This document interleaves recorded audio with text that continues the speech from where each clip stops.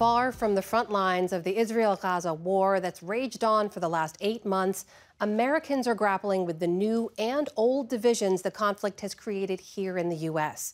Judy Woodruff recently visited southeastern Pennsylvania to hear from Americans on different sides of this difficult conflict. Our initial plan was to interview them as a group together, but after meeting resistance to that, we held 2 separate conversations.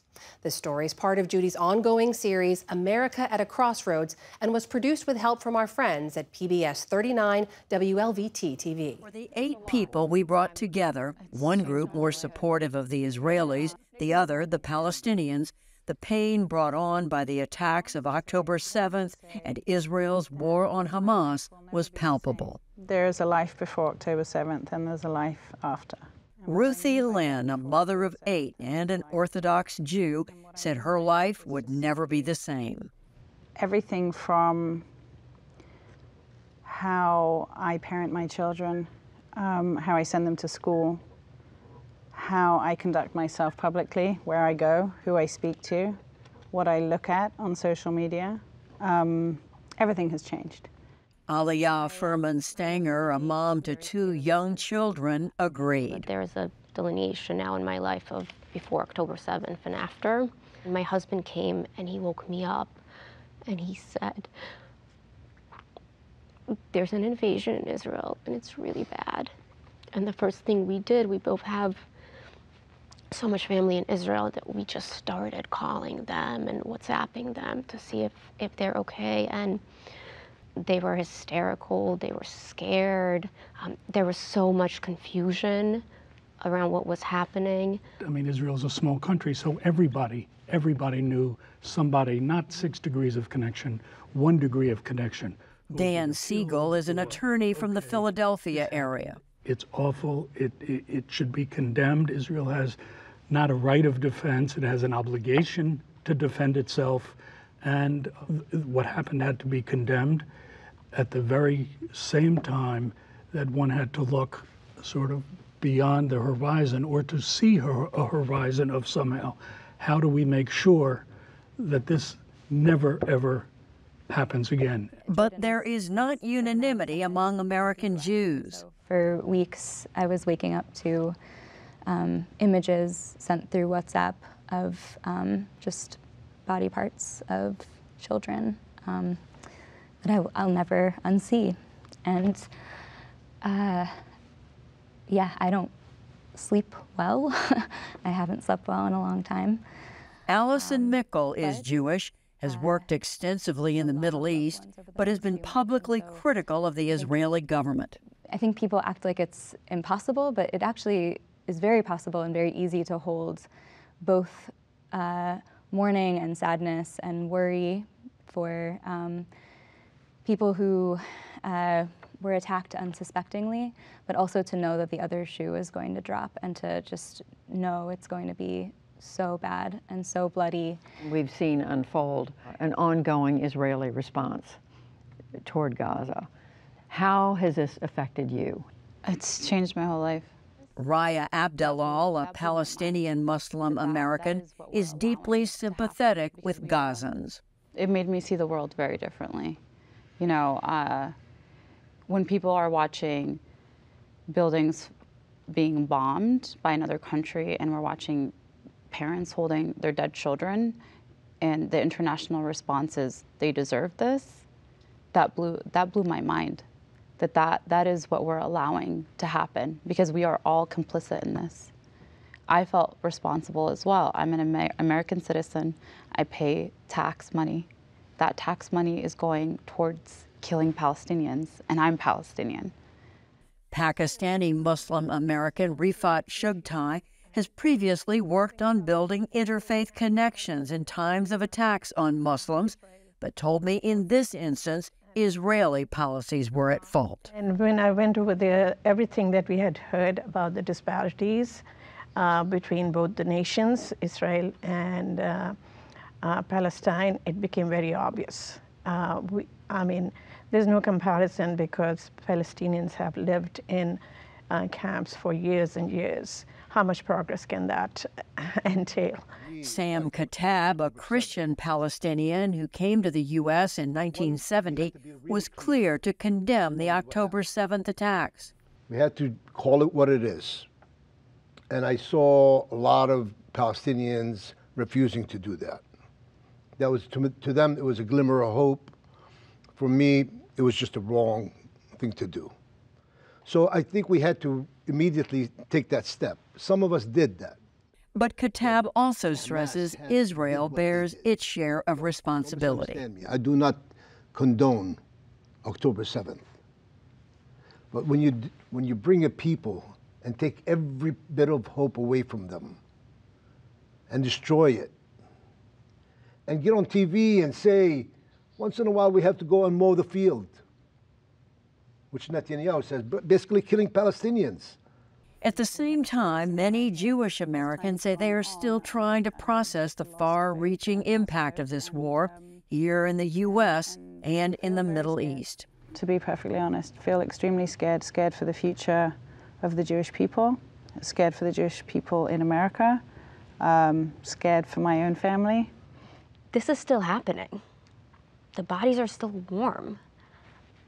It's hard for me to say, this is the time. I need to mourn. We all need to mourn. And I stand unequivocally behind Israel in its war effort, not just for the sake of my people, not just for the sake of Israel, for the sake of Palestinians. If Hamas is not eliminated, it is just a matter of time until this happens again. Such a painful subject for each one of you and for so many more. How is it affecting your friends, people you know, people you see? In a word, it's a challenge. I find that with respect to certain social acquaintances, both on the left and the right, there is a polarization that has set in that makes it very difficult to talk and to talk to them and to understand them, because there's no listening. Within the Jewish community, we are not completely united. Beth Janis is a Reform rabbi. And there's a lot of people who live in this country, in the American Jewish community, Americans in general, who do not want death, who do not want conflict, who want to see this resolved, and so we have to engage each other. Alison Mickle, however, deplored the fact that part of the Jewish American panel, who oppose her activist statements and strong criticisms of Israeli policy, didn't want to sit alongside her. It's disingenuous to me to say that we want to have these hard conversations and to be so nervous about even just having a dissenting Jewish voice in the space. To be really honest, I feel like I am met with closed doors over and over again, and accusations and middle fingers and angry phone calls, and literally being moved to a different table when I try to have those conversations. Ruthie Lynn said her tight-knit Jewish Orthodox community grew closer, but said she's lost friends outside of that. I would say I've lost a lot of friends for my pro-Israel views. I am completely rethinking where I'd ever send my children to college. I'd be perfectly happy if they did an online degree and didn't set foot onto a university campus.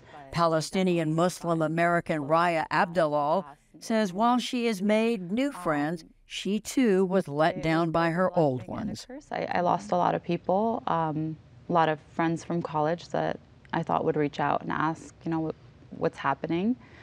Like, are you okay? But they didn't reach out, and some of them posted for Israel but didn't post for Palestine. And they've known me their whole lives. Still, Sam Katab says he's been able to reach across religious divisions and forge new relationships. I made more friends in the last 7 months with them than I have done in my last 65 years. I have been to Seders. I have been to Hanukkah, lighting Hanukkahs. You have new Jewish friends. Yes, and I have been to synagogues. And guess what? I find out that we have so much in common. Rifat Shugtai said establishing ground rules helps. whenever it gets to a point of disagreeing with each other, we tell each other, we have had this rule from the beginning, after 9/11, that we will not fight with each other, we will back off. And then we will recontinue the conversation after everybody has calmed down. This technique didn't work with everyone in our panels. Some on both expressed disappointment for different reasons with the U.S. response, with clear anger and resentment toward President Biden. He visited Israel in a time of war. He said, his words, not mine, his commitment to Israel is ironclad. And I don't think it is now.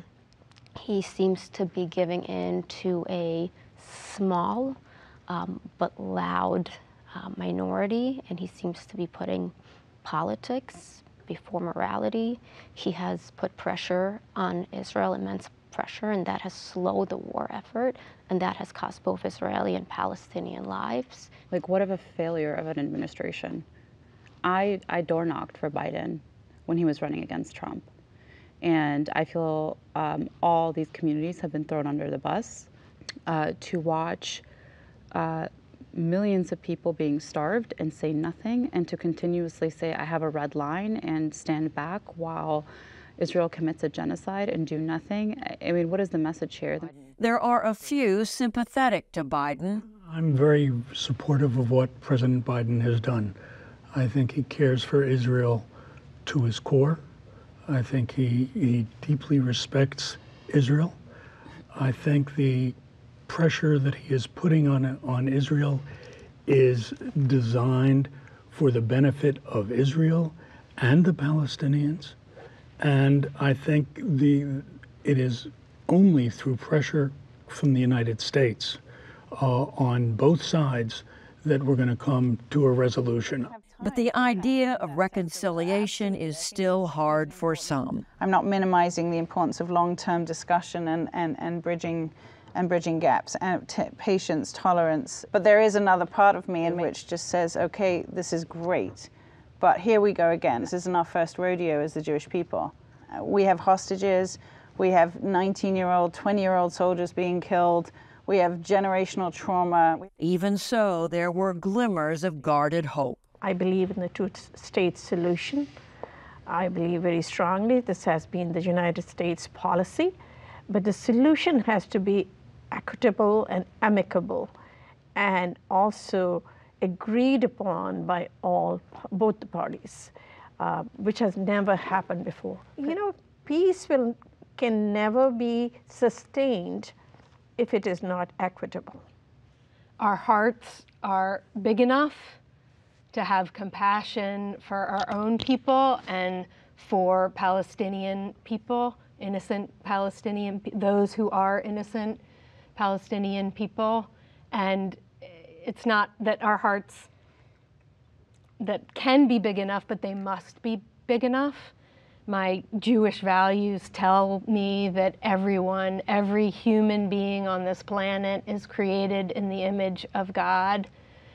And we are not going to get to a solution by killing tens of thousands of people in Gaza. There is no mistaking the pain felt on both sides. We were grateful to each panelist for agreeing to sit down with us and look forward to the time when they'll all sit together. For the PBS NewsHour, I'm Judy Woodruff in Bethlehem, Pennsylvania.